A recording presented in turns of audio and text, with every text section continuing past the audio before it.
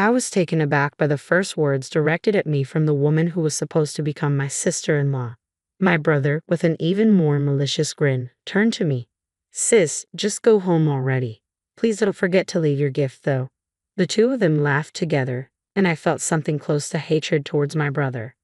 But then, he said something that made me lose even that emotion. "Well, it doesn't really matter if we have your gift or not. All our relatives love me, and they are probably giving us a lot of money. Mom likes me more than you two, so she might even give me all of her property." "Hey, that makes it sound like you're just using them for money," I retorted. "Well, it can't be helped. They're a good source of income," he replied nonchalantly. I never thought my brother could be such a terrible person. Despite it being our first reunion in a long time, he hadn't changed a bit since the old days. If anything, his terrible personality had only worsened, and I couldn't stand it anymore. I reached my limit and left the waiting room while the two of them laughed together.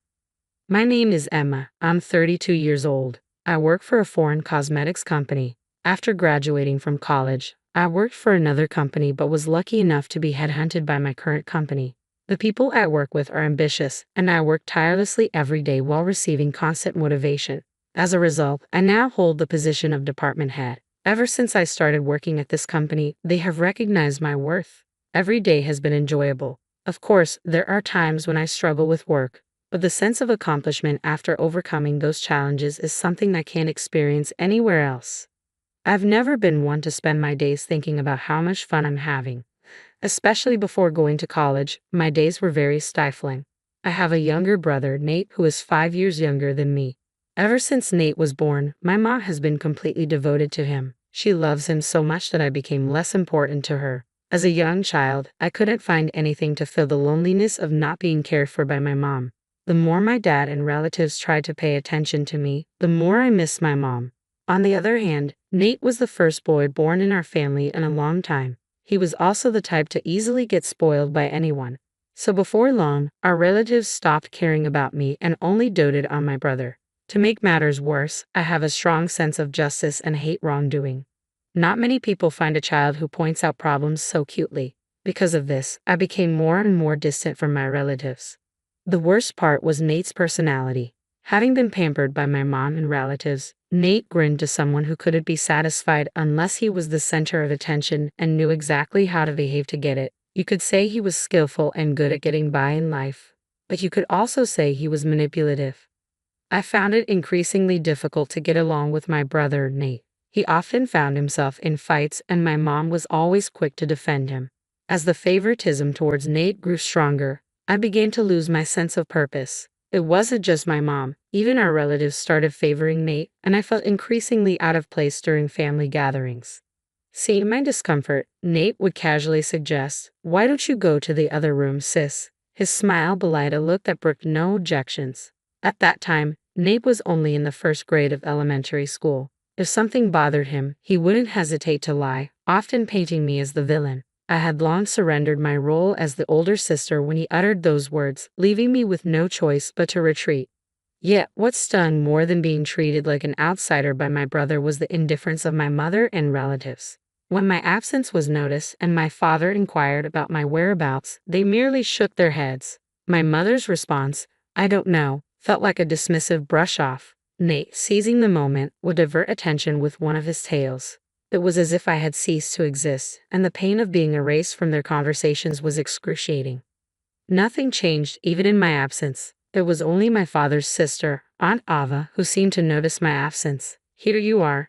Don't you want to go back to the others?" she gently inquired as I sat, quietly grieving and frustrated. Without me even realizing, my aunt sat beside me, offering solace. As I buried my face in her lap, tears streaming down my cheeks, she began to speak softly. "I kind of understand how you feel, Emma," she murmured. "Maybe it's because I'm an older sister too. Ever since my brother was born, he was the one who got all the attention. You know how our relatives are, mostly women, so they really spoil the boys. I always thought it was unfair, even for you and Aunt Ava." I was taken aback to learn that my aunt, who always seemed so cheerful and in control at family gatherings, had also experienced feelings of jealousy towards her brother. Her admission caught me off guard, yet her gentle smile in response to my questions softened the weight of her words. "Yes, when I was a kid, I was so jealous of my brother all the time. Aunt Ava confessed. But he wasn't very talkative, so he wasn't always the center of attention like Nate.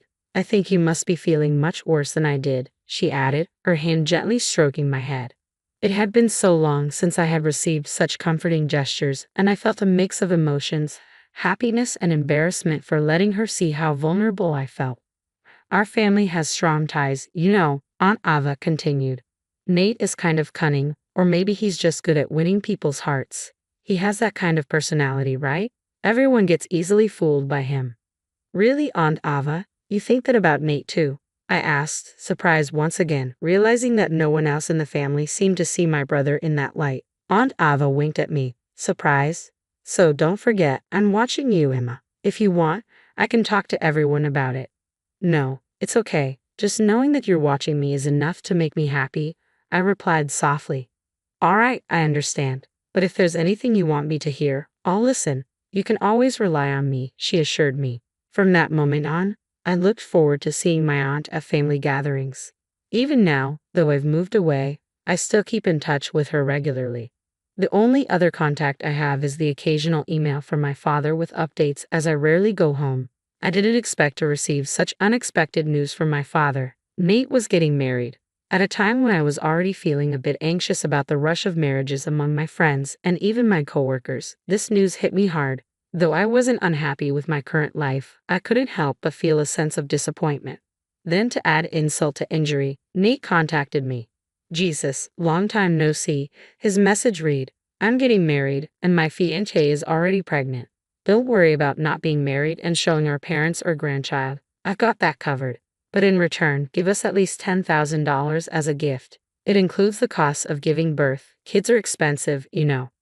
My already low excitement to celebrate Nate's wedding dropped to zero because of his sense of entitlement. I even considered not attending the wedding, but eventually I convinced myself that this was a once-in-a-lifetime family event and decided to accept Nate's request. On the wedding day, after the ceremony, we were led to a family waiting room to prepare for the reception. After a long absence, I reunited with my mom and relatives, and naturally, the conversation revolved around Nate. I tried to embrace his moment in the spotlight, but old memories kept resurfacing, casting a shadow over my mood. The gloomy, overcast sky mirrored my inner turmoil, and my mood darkened with each passing moment. That's when my dad approached me. Emma, it's been a while. How's work? He inquired. Oh, Dad, I'm managing somehow, I replied, trying to muster some positivity. I see. Would you consider coming back home more often? He suggested, but I couldn't bring myself to agree. Yeah, I'll come back when work calms down. Excuse me, I need to use the restroom. I excused myself hastily, escaping the stifling atmosphere of the family waiting room. It dawned on me that perhaps I hadn't changed as much as I thought, while others remained steadfast in their ways. Feeling uncomfortable in the presence of my relatives, I let out a heavy sigh. Just then, my phone buzzed with a message from Nate, instructing me to come to the bride and groom's waiting room immediately. Wondering what he wanted at such a crucial moment, I made my way there reluctantly. As soon as I entered, Nate wasted no time.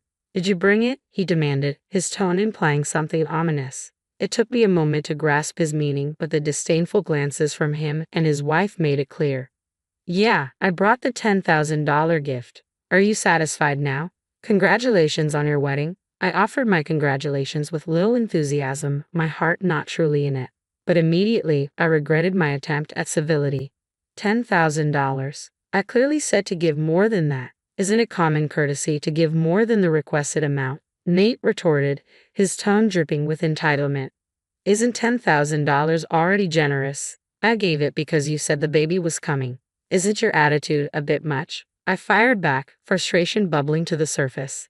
If you choose to act like this, I don't want to be involved with you in the future, I added, exasperated. Nate clicked his tongue exaggeratedly, clearly annoyed by my response.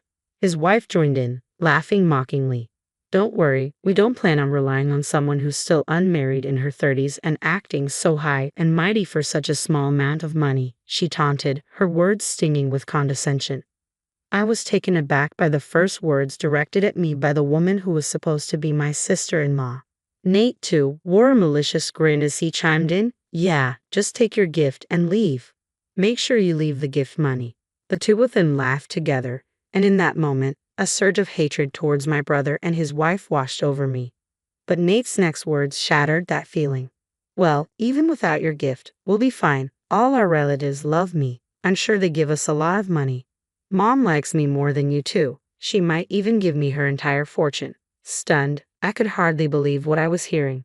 Wait, that makes it sound like you're just using them for money, I protested, struggling to comprehend. Well, it's true. That's why we invited fewer friends and more relatives, Nate retorted casually, confirming my worst fears. I never imagined my brother could be such a callous person. The amusement Nate and his wife seemed to derive from viewing our relatives, even our mother, as mere sources of income disgusted me. It was clear he hadn't changed at all since we were kids, only grown worse. Unable to bear their presence any longer, I stormed out of the bride and groom's waiting room as their laughter echoed behind me. As soon as I left, I heard someone calling my name. It was Aunt Ava. Seeing her, I couldn't help but let my feelings show. Auntie, I can't take it anymore. I'm leaving, I confess, my frustration boiling over. My aunt's expression turned to one of anger as she listened. I heard what just happened. This is unforgivable. Everyone should know about it, she declared, her voice laced with indignation. But it's true that everyone likes Nate, right? If I say something, I'm sure no one will believe me, I lamented, feeling defeated. It's not like he's forcing our relatives to give them money, so it's just a matter of me putting up with it, I reasoned, though the bitterness in my tone was evident. Fine, I don't think I'll ever see them again anyway, I concluded, feeling resigned to the situation. Apparently, my aunt had been worried about me after noticing my discomfort in the relatives' waiting room and followed me when I left. After hearing my conversation with Nate and his wife, she suggested telling everyone about it, but after witnessing their callous behavior firsthand, I couldn't bring myself to subject my family to such embarrassment. I had resigned myself to the situation, but my aunt was brimming with anger, a stark contrast to my own feelings. You don't have to put up with it anymore, Emma, she asserted. I never thought Nate would go this far. There's still time. Let's confront them together and reveal everything. If anyone still supports Nate after that, then they can be their source of money or whatever else they want. Encouraged by her words, I decided to face the situation head-on and return to the family room with her. Surprisingly, my mother's brother, Uncle John, believed my story right away. Actually, there have been some bad rumors about him at the company, he revealed. I didn't want to doubt my nephew, and I thought it was natural for the business to have some bad times. But after hearing Emma's story, it all makes sense. I guess I was only considered valuable as long as I was paying him. Uncle John, who runs a company where Nate works, explained that Nate had been taking advantage of his position as the president's nephew and doing as he pleased. Because Uncle John is the company's president, our relatives respect him. When he acknowledged my story, everyone started to believe me one by one. Even my mother, who had been adamant until the end, gradually grew suspicious, not only because of me but also because of my aunt's revelations about Nate. My parents, who had believed me from the beginning, were radiating with anger. I'm sorry for our son. We must have raised him wrong, my father declared. Let's all go home today. He doesn't deserve to be celebrated. With those words, my mother and all the relatives decided not to attend the wedding reception. My parents hurriedly left the family room to explain the situation to the other guests. As we waited at the shuttle bus stop, the guests who were supposed to attend the wedding started to arrive. At the end of the crowd, I could see my parents. My father gave me a strong nod when he saw me. I was sure all the guests had decided not to attend. Thank you for believing in me, I tried to convey to my father. But as I approached him, he was yelling into his cell phone. It was Nate on the other end. It was the first time I had seen my father so openly angry. I heard from Aunt Ava, Nate, it seems you've been calling our family and relatives a bunch of gold diggers. How could you say that after all they've done for you? We have no intention of celebrating you anymore. We're going home today, my father declared before hanging up the phone. He apologized to me for all the hard times we had endured. Once we boarded the bus, Nate called me, his voice tinged with panic. Emma, Aunt Ava turned everyone against us and spread rumors. Now nobody slept at the venue, he exclaimed, his agitation palpable. I remained composed as I responded to him, refusing to be drawn into his turmoil. Your Aunt Ava heard you guys making fun of the family, and she joined in the conversation, so everyone believed us. I explained calmly. Nate's voice, once confident, now sounded on the verge of tears as he realized the severity of the situation. What are you going to do about it? He pleaded. I don't know. We're already on the bus. Don't say that. I replied, feeling no inclination to forgive him. Are all of them on the bus too? If so, please convince them to come back with you. As Nate's desperation grew, I ended the call without further consideration. Soon, cell phones began ringing one after another on the bus. It was likely my brother and his wife calling, but no one answered. In the end, my brother and his wife couldn't secure any gift money from the attendees. Not only did I, but our parents and relatives also refused to aid Nate. Furthermore, they lost contact with a few of the friends they had invited, exacerbating their financial woes. Our uncle fired Nate from his job, unable to defend his poor performance and bad reputation.